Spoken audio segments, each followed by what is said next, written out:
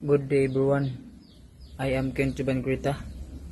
Today I will explain what information is found is the stability booklet and why it is important for seafarer. What information is found in the stability booklet? The stability booklet contains important data about the ship's stability.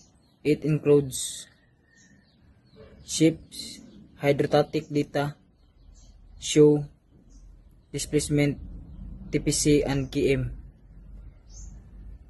Cross curves of stability, Z curves show righting arm at different angles.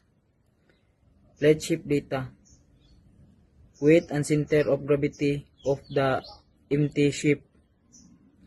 Loading conditions, sample conditions like departure and arrival. KG and GM limits, ship vertical center of gravity and metacentric height. Trim and stability tables used to compute trim and draft. Damage stability information. Condition of the ship if flooded. Maximum allowable draft and freeboard. All of this help officer check if the ship is stable before sailing. Why is the stability booklet important for seafarers? The stability booklet is very important because it helps prevent capsizing. It ensures safe loading of cargo. It keeps the ship within safe limits. It helps officers make correct decisions.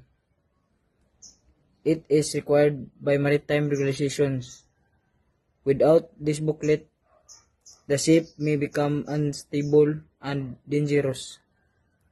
In conclusion, the stability booklet is a guide for safe loading and safe sailing. It helps protect the ship, the cargo, and the crew. Thank you.